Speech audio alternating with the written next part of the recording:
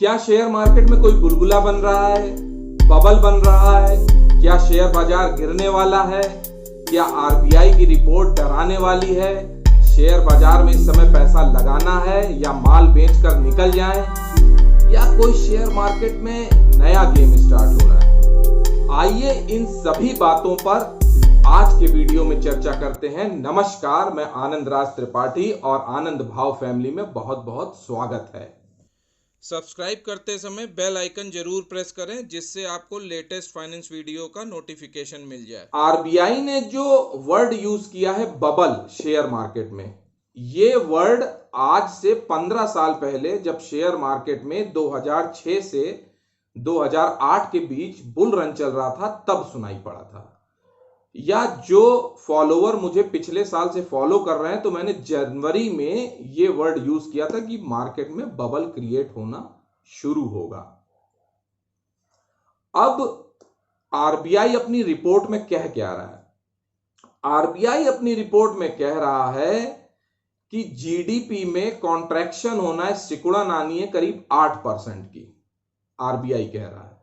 और share market में valuations बहुत हाई हैं, तो वैल्यूएशंस हाई होने के चलते शेयर मार्केट और इकोनॉमी की जमीनी हकीकत में दूर दूर तक कोई वास्ता नहीं है। आरबीआई ये भी कह रहा है कि सेंसेक्स का पी हम लोग अक्सर देखते हैं कि बढ़ तो नहीं गया। अगर पी बहुत हाई होता तो ये लगता मार्केट की वैल्यूएशन बहुत हाई है, बहुत ज्यादा ओवर वैल्यूड हैं स्टॉक्स।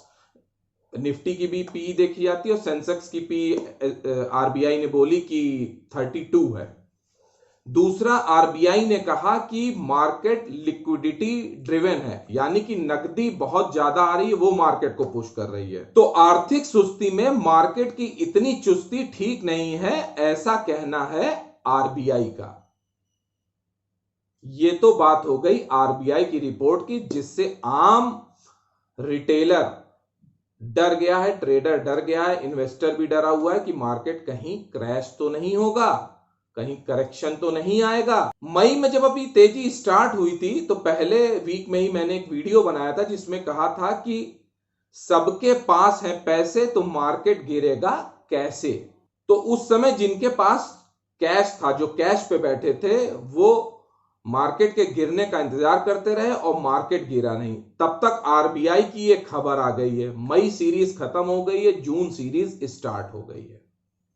और जून सीरीज में अब सब डरे हैं कि मार्केट तो नहीं गिर जाएगा। दूसरा, मेरी उस बात को भी आरबीआई की रिपोर्ट से जोड़कर देख रहे हैं मेरे मेंबर्स, मुझसे पूछ रहे थे कि सर स्टॉक सेल करके निकल जाए, बाद में खरीद लेंगे, क्योंकि मैंने टेलीग्राम पे ये कहा है कि 15 जून के बाद मार्केट में करेक्शन आ सकता है। तो दोनों बातों को जोड़कर देख रहे हैं। यहां पर एक बात समझने वाली तो बिल्कुल है। पिछले साल मार्च 2020 में जब क्रैश हुई थी निफ्टी, जब मार्केट क्रैश हुआ था, वहां से लगभग 100% बढ़ गया है मार्केट। कई शेयर तो 4-5 गुने और कुछ शेयर तो 8-10 गुने हो गए। तो मार्केट तो बहुत तेज हो गया है। यहां पर यह समझिए हमेशा कि हिस्ट्री रिपीट करता है, मार्केट भी रिपीट करता है, हिस्ट्री रिपीट इटसेल्फ। इतिहास अपने को दोहराता ही दोहराता है हर बार। अभी पिछले साल से मार्केट में जो नए निवेशक उतरे हैं, नई एंट्री हुई है, नए रणबांकुर आए हैं, उनमें से आधे लोग तो 2006 से 2008 की बुल रन में लगभग बच्चे रहे होंगे, क्योंकि 15 साल पुरानी बात है। लेकिन मैं उस समय मार्केट में था। मार्केट के उस पागलपन को मैंने अपनी आंखों से देखा है। उस समय की जो तेजी थी, उस समय स्टॉक एक एक हफ्ते में 100% बढ़ जाते थे। लोग पूरी तरीके से पागल थे, समझाओ तो समझने को नहीं तैयार होते थे। और उसी मार्केट को मैंने क्रैश होते हुए भी देखा है।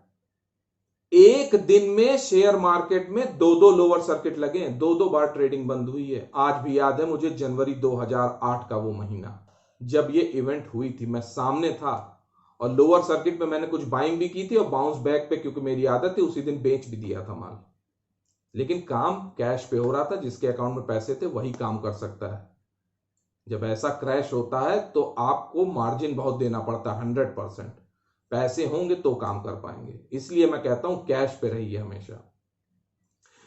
तो तेजी की मैं बात कर रहा था 2006 से 8 के बीच की, कि पान की दुकान पे राजनीति की बात नहीं होती थी, शेयर मार्केट की बात होती थी। आज मैंने इतना कमाया, आज मैंने उतना कमाया। मार्केट गिरने का अंदेशा तो मुझे भी था, लेकिन मैंने मार्केट को टाइम नहीं किया और उस बात को नजरअंदाज किया।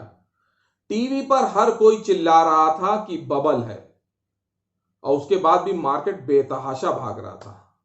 मैं भी उस समय था, मैं भी देख रहा था।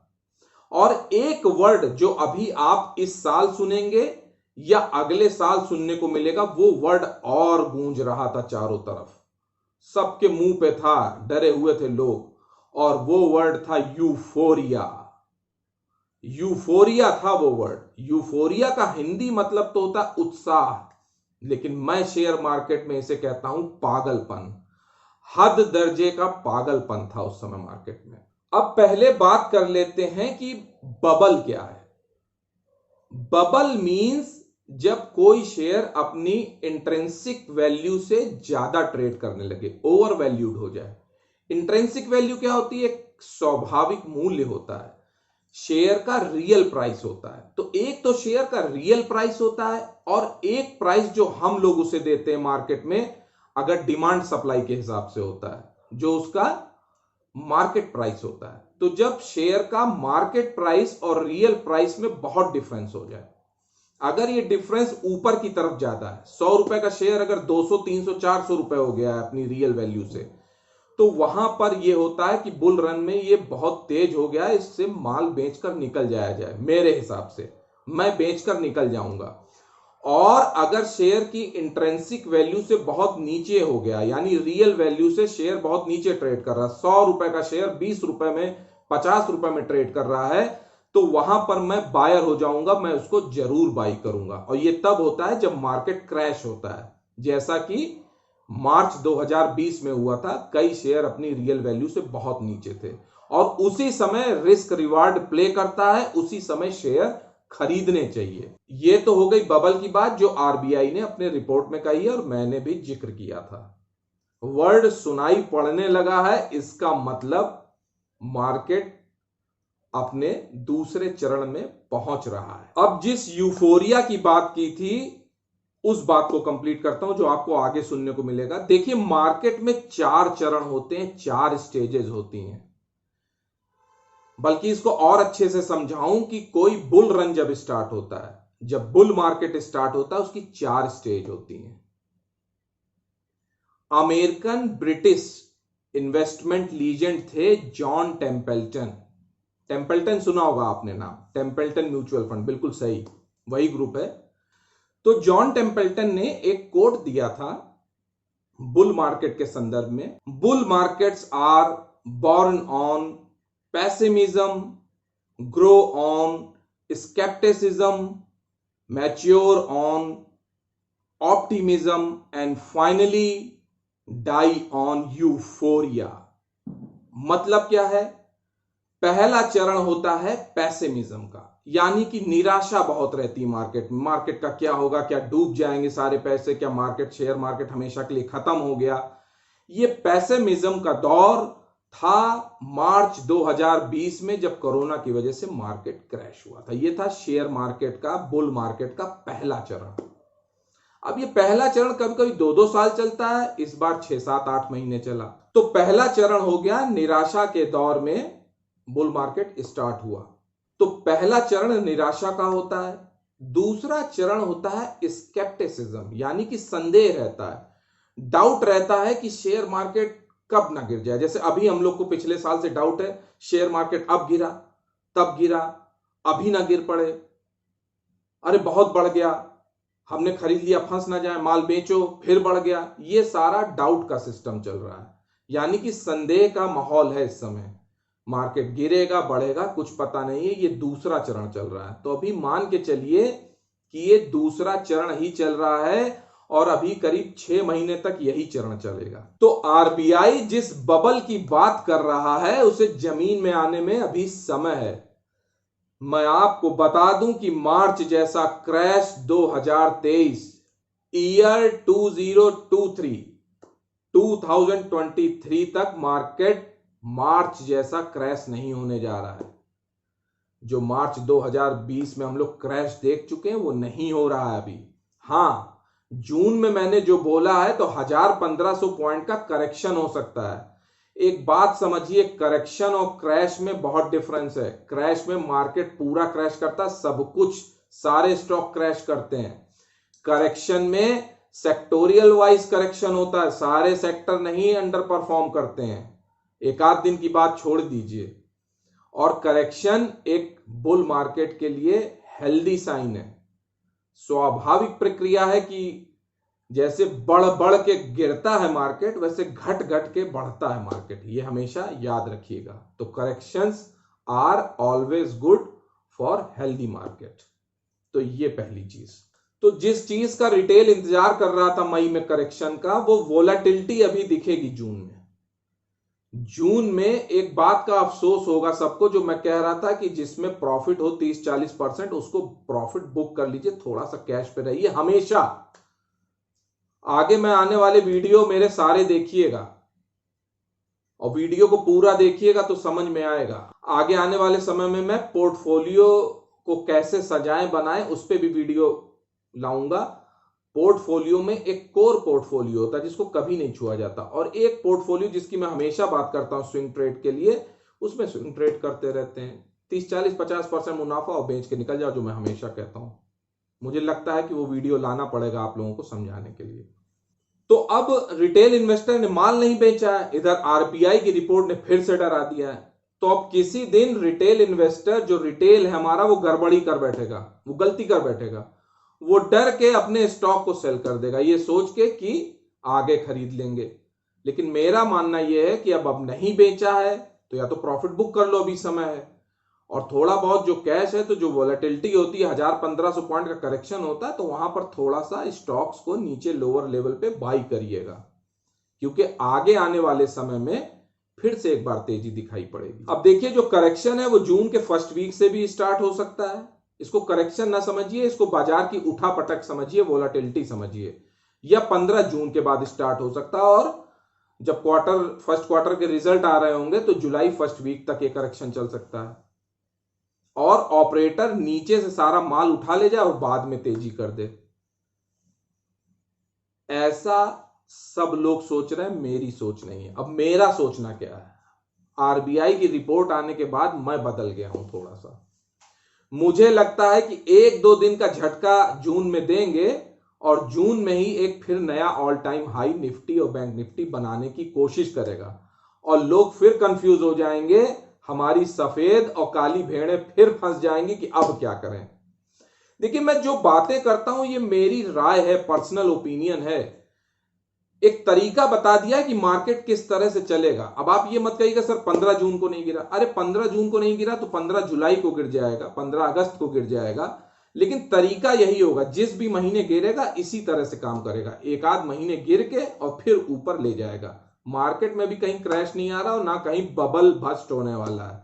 बबल ऐसे बरकरार रहेगा, फूलता रहेगा गुब्बारा, कोई चिंता ना करिए। गुब्बारा अगर आपके जानने के हिसाब से फटने फूटने लगे तब तो फिर सभी लोग कमा लेंगे। ऐसा नहीं होगा। बबल बस्ट ही तब होगा जब आप बेहोश होंगे। मार्केट तब गिरता जब आपको सपनों में भी ख्याल नहीं आता, उम्मीद ही नहीं होती मार्केट गिरने की, जैसे मार्च में हुआ था। जब तक आप होश में हैं, जब तक आपको ये डर है, तब तक बाजार का दूसरा चरण चल रहा है, स्केप्टिसिज्म, यानी कि संदेह है, मार्केट डाउट में है। मार्केट डाउट पैदा कर रहा है, संदेह पैदा कर रहा है कि गिरेगा कि नहीं गिरेगा। इसी असमंजस में हम लोग फंसे हुए हैं। अब मैं क्या करूंगा जून में, तो मैं तो भाई जून में थोड़ा ऑटो करेक्शन अगर देता है तो ठीक है, नहीं इसमें बुलिश हो जाऊंगा। जुलाई तक एक बार तेज रहूंगा। PSU bank 20 खरीदूंगा। फार्मा में भी अभी 1 साल बढ़िया रहेगा काम, उसमें करूंगा। मेटल में मैं घबराया हुआ हूं, मेटल्स की रैली हो गई है, साइक्लिक होते हैं ये सारे।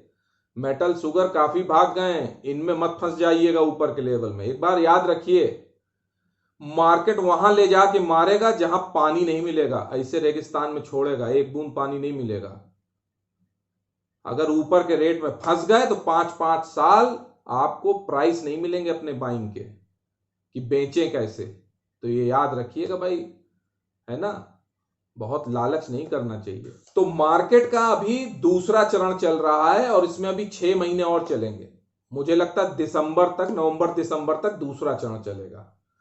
तीसरा चरण जो है ऑप्टिमिज्म का, जब आशावादी होने लगेगा आदमी कि अरे अब इकोनॉमी भी सुधर गई है, तब तक ये आ जाएंगे 2-4 बयान कि अब इकोनॉमी में कोई दिक्कत नहीं है, जीडीपी भी ठीक चल रही, सब सारी चीजें, और सब जमीनी हकीकत से दूरी चल रहा है। गेम स्टार्ट हो गया, ये पूरा, ये बुल रन का पूरा गेम स्टार्ट हो रहा है। महंगाई अपनी तरफ भाग रही होगी, सोने चांदी का रेट अपनी तरफ भाग रहा होगा, सब ऊपर की तरफ भाग रहे होंगे, पेट्रोल के रेट ऊपर भाग रहे होंगे, सब कहेगा यार महंगाई भी एकदम दिनों दिन रात चौगुनी बढ़ रही है और शेयर मार्केट भी बढ़ रहा है, क्या हो रहा है। और उसी बीच ये कहा जाएगा कि ये भाई महंगाई इसलिए हो रही कि इकोनॉमी में बड़ी रफ्तार है, बड़ी डिमांड है, इस वजह से। तो ये आशावादी हो जाएंगे सब, मतलब ऑप्टिमिज्म रहेगा 12 महीने तक। और इसके बाद शुरू होगा यूफोरिया। यूफोरिया मैंने देखा है, 700 रुपए का शेयर एक महीने में 2500 रुपए होते देखा है। 20 रुपए की चीज 400 रुपए बिकी है, ऐसी तेजी, ऐसा पागलपन। वो यूफोरिया 8 महीने का होगा और करीब 2023 के मिड या कहीं पे मार्केट क्रैश करेगा अच्छा खासा। देखिए ये मेरी पर्सनल राय है, पर्सनल ओपिनियन है, हो सकता है मैं गलत भी हो जाऊं, क्योंकि मार्केट जो करता है हमेशा वही सही होता है।